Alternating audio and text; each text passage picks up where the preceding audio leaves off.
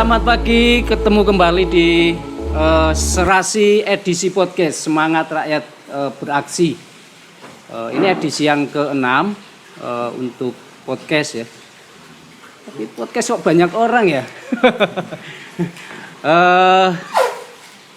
Kita akan memperbincangkan soal yang lagi panas saat ini.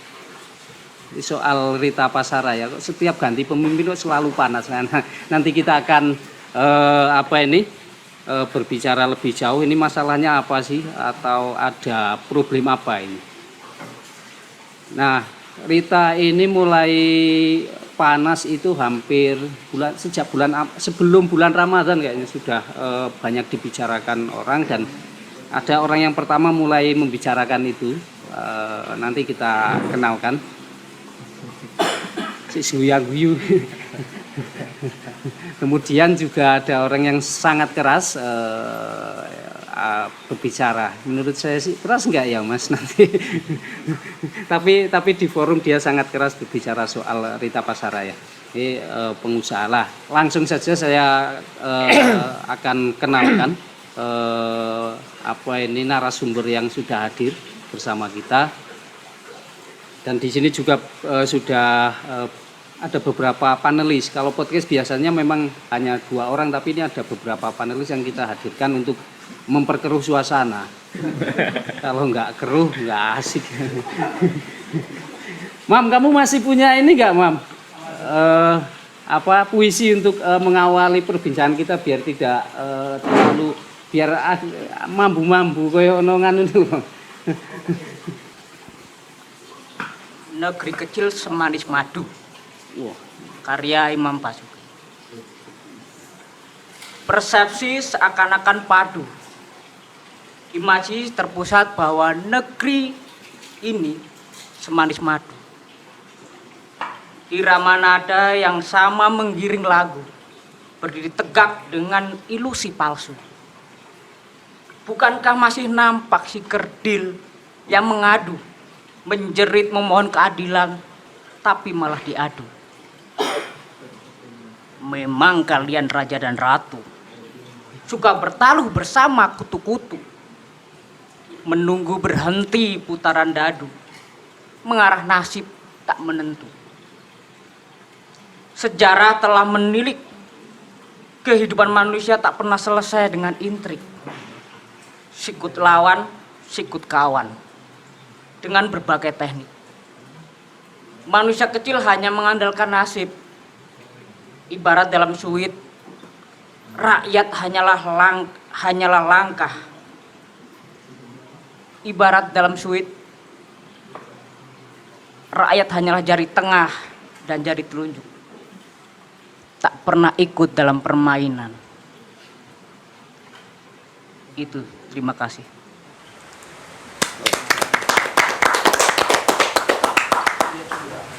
Di acara talkshow maupun acara podcast kita senangnya ada yang gini Mas. Ada, kalau nggak musik langsung ya puisi. Lama sekali terakhir Mas Arif berpuisi. Nggak pernah ya? Nggak pernah ya? Biasanya berpidato. Ya, langsung saja saya kenalkan sekilas, karena ini sudah sangat terkenal. Mas Abdul Arif KFC. KFC itu saya tahunya itu karena lama, sejak zaman beliaunya aktif di PMII. Keriting Fans Club itu jadi ganti belum ya? Itu kan gelar ya. Oh, gelar. Kalau di Inggris ya kayak Sir gitu. Sir Alex Ferguson itu. Manchester kalah meneh. Wah, ngelek ke Manchester kalah. Ya, beliau pernah menjadi wakil ketua DPRD dari fraksi Partai Kebangkitan Bangsa. Tahun berapa ya Mas? 2009 2014.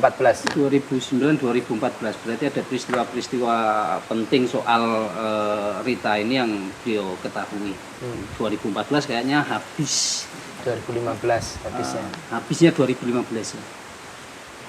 Itu Pak Abdul Arif KFC, dan belakangan beliau sangat sekarang posisi di partai apa Mas? Masih Wakil Ketua DPW. Wakil Ketua DPW.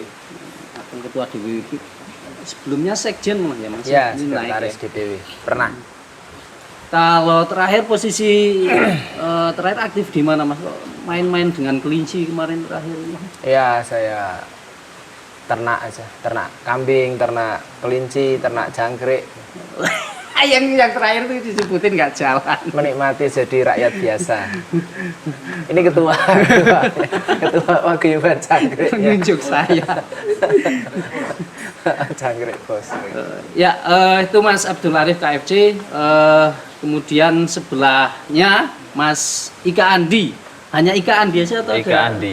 Oh, Ika Andi. Mas Ika Andi itu dulu pertama kali saya kenal itu dia aktif di Barisan Muda PAN ya Mas? Oke, Ya? pernah. Oke.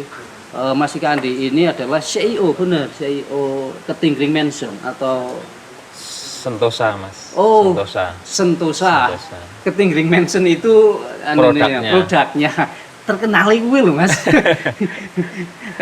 Beliau terkenal gara-gara dulu ngundang almarhum si siapa?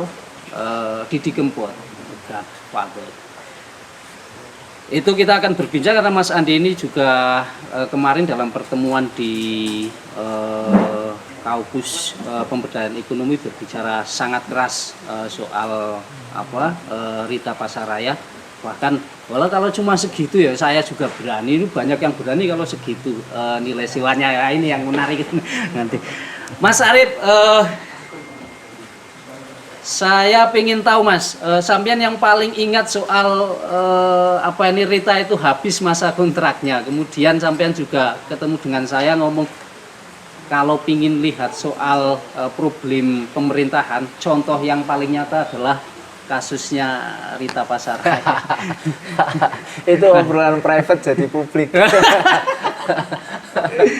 Nggak apa-apa Mas, ini santai oh Mas. Ya, ya sayang sekali di sini nggak ada pihak dari pemerintah ya. Iya. Jadi Undang kita nggak datang ya? kayak bertepuk sebelah tangan. Saya lebih enak sebenarnya ada dari pemerintah, apakah kepala dinasnya, minimal bupatinya lah datang ke sini, kita bisa adu argumentasi. Jadi tidak hanya sepihak dari yang dari swasta. Kita ini kan partikelir nih, saya sama Mas Ika ini kan dari swasta ya.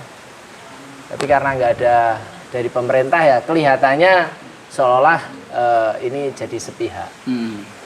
Jadi Rita itu kan izin sejak 95, habis 2015, 20 tahun. Ya, 20 tahun. Dan di tahun 2015 itu sudah ada Perbup tahun 2008. Kemudian setahu saya tahun 2013 itu kita membuat dan mengesahkan perda tentang pasar tradisional. Kebetulan saya sendiri yang ngetok perda itu. Tapi entah bagaimana, mengapa sampai hari ini perda itu tidak diundangkan. Konon katanya Pak Bupati tidak berkenan untuk tanda tangan. Tapi sebenarnya kan kalau sudah keputusan di legislatif, sudah hasil paripurna, ditandatangani atau tidak oleh eksekutif, 30 hari kemudian sudah bisa diundangkan otomatis. Itu aturan perundangan kita. Tapi tidak tahu. Otomatis? Iya. Tapi nggak tahu kenapa sampai hari ini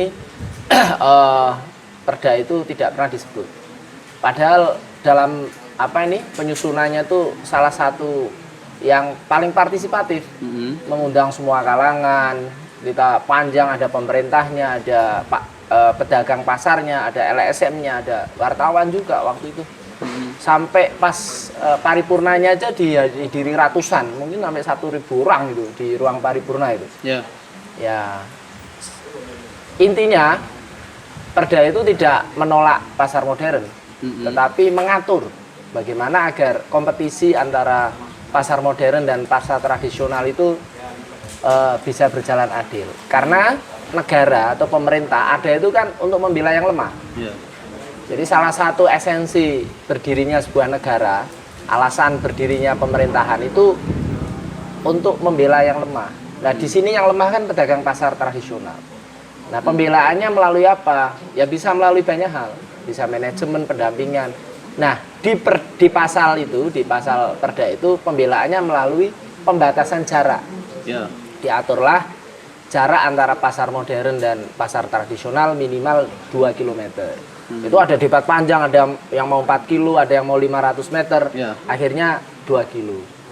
Nah, 2 kilo itu ideal, cukup ideal. Mengapa? Karena di situ pasar tradisional tidak langsung berhadapan-hadapan dengan pasar modern, sehingga mereka bisa bernafas lah ya. Karena itu kan kayak David dan Goliath. Yang namanya adil itu kan kalau ada orang berkompetisi setara. Ya, kalau tinju ya Mike Tyson dengan Holyfield. Yeah. Tapi kalau Mike Tyson dengan Elias Pikal itu kan bukan pertandingan, itu kan pembantaian. Yeah. Makanya kalau tidak seimbang itu ya bukan persaingan sehat, itu namanya eksploitasi atau pembantaian.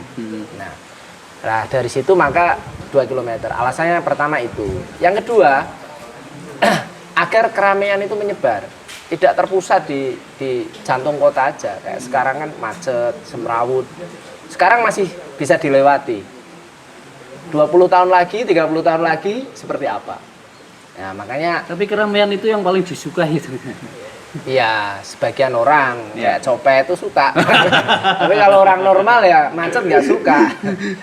Makanya tuh 2 kilo agar apa? Kotanya berkembang. Kayak apa namanya Magelang itu kan apa namanya Artos itu kan di pinggir. Ditaruh di pinggir, akhirnya Magelang tuh kotanya membesar juga. Kayak di sini sudah bagus tuh. Sebenarnya Rita ada di daerah mana itu? Tawangsari. Tawangsari. Itu 2 kilo kan? Ya. Itu bagus tuh konsepnya sudah. Jadi kotanya nanti membesar, melebar. Itu, tapi saya tidak tahu kenapa kok perda itu tidak pernah disebut-sebut. Oke lah, tapi kan ada perbuk juga.